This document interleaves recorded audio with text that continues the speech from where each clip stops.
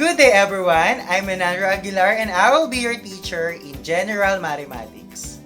For today's lesson, I will discuss about multiplication of function. And our objectives are A. To perform multiplication of function. B. To evaluate a function. But before we proceed to our lesson, let's have some review first. If we multiply 3 and x, the answer is 3x. 3 times 2x, the answer is 6x. 3x times 2x is equal to 6x squared. By the law of exponent product rule, if we multiply a number with the same variable, we can actually add the exponent. 3x times x squared plus 2 is equal to 3x cubed plus 6x. In this case, we need to distribute the value of the first equation in every single term in the second equation. Let's define multiplication of function. Let f and g be functions. We have the formula, quantity of f times g of x is also equal to f of x times g of x. And we have here the steps in multiplying functions. Number 1, multiply each term from the first function to each term of the second function. And then number 2, combine like terms to simplify the equation.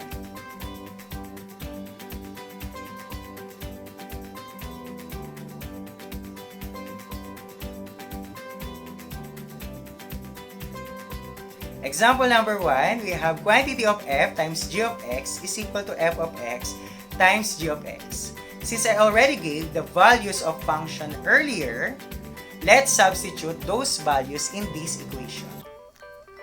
Quantity of f times g of x is equal to the given value of f of x, x plus 4, times the value of g of x, 2x minus 3.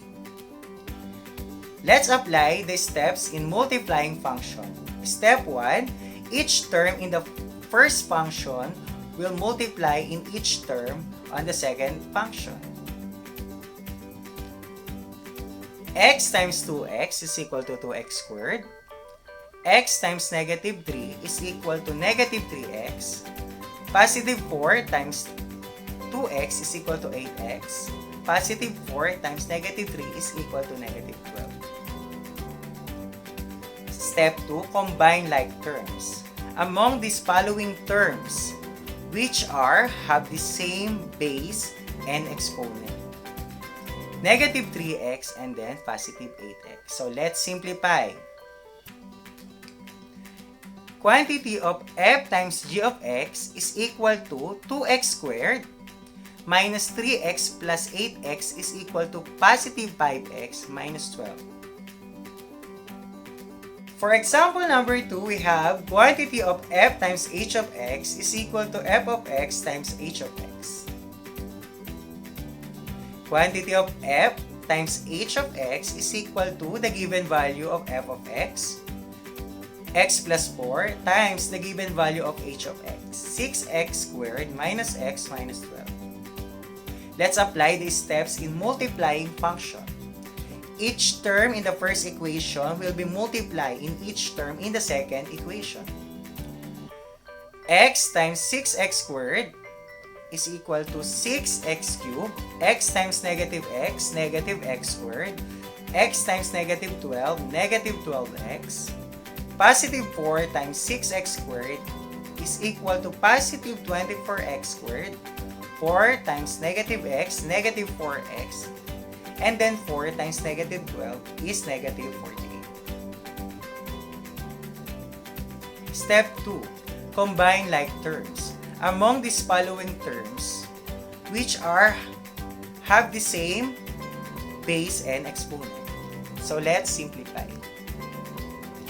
Quantity of f times h of x is equal to 6x cubed minus x squared plus 24x squared is equal to negative 23x squared.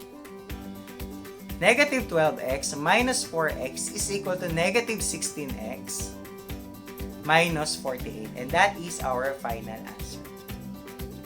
And always remember that the final answer must be arranged from the highest power to lowest.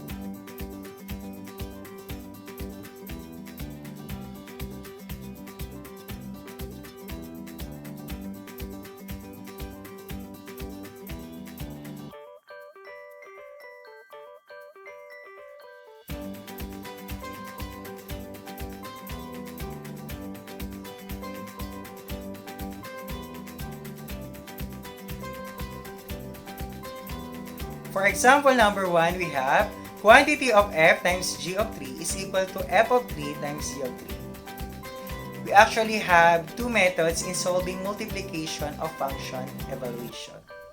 In method 1, we need to multiply first the given functions and then evaluate.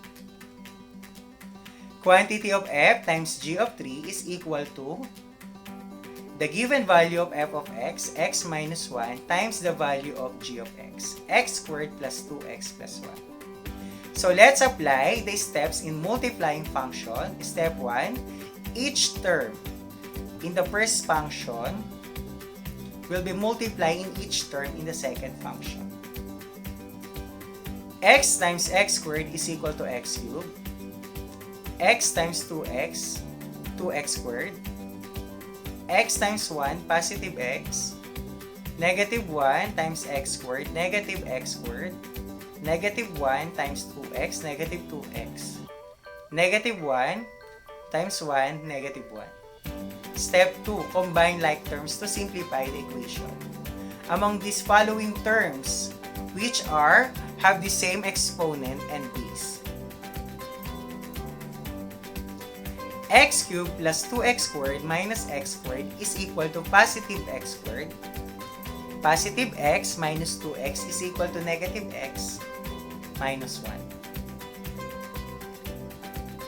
And then step 3, evaluate. Quantity of f times g of 3 is equal to 3 cubed plus 3 squared minus 3 minus 1. In evaluating function, we need to substitute the value of x in every single x in the equation. 3 cubed is equal to 27 plus 3 squared, 9 minus 3 minus 1. The final answer is quantity of f times g of 3 is equal to 32. Example number 1, method 2. In this method, we can actually evaluate first the function and then multiply. Quantity of f times g of 3 is equal to the given value of f of x, x minus 3 times the value of g of x squared plus 2x plus 1. In this method, the first step is to evaluate the function. So, quantity of 3 minus 1 multiply by quantity of 3 squared plus 2 times 3 plus 1. Simplify, 3 minus 1 is equal to 2. 3 squared is equal to 9 plus 2 times 3, 6 plus 1. And then, we have 2 times 16. The final answer is quantity of f times g of 3 is equal to 32. Example number 2. Quantity of f times h of negative 2 is equal to f of negative 2 times h of negative 2. Method 1.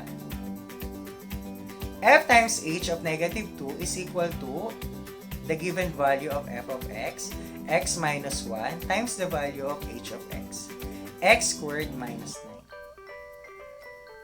9. Let's apply the steps in multiplying function. Step 1. Each term in the first function will multiply in each term in the second function. X times x squared is equal to x cubed. X times negative 9 is equal to negative 9x. Negative 1 times x squared is equal to negative x squared. Negative 1 times negative 9 is equal to positive 9. Step 2, combine like term. Since in this case, we don't have the same term, let's arrange this equation from the highest power to lowest. So we have x cubed minus x squared minus 9x plus 9. And then step 3, evaluate. Negative 2 cubed minus negative 2 squared minus 9 times 2 plus 9. Simplify. Negative 8 minus 4 plus 80 plus 9. Quantity of f times h of negative 2 is equal to 15. Example number 2, method 2. Again, in method 2, we can evaluate first the function and then multiply. Quantity of f times h of negative 2 is equal to the value of f of x, x minus 1, times the value of h of x squared minus 9. Evaluate. Quantity of negative 2 minus 1 times quantity of negative 2 squared minus 9. Simplify. Negative 2 minus 3 is equal to negative 3 times negative 2 squared minus 9. 4 minus 9 is equal to negative 3 times negative 5. So the final answer, quantity of f times h of negative 2 is equal to positive 15.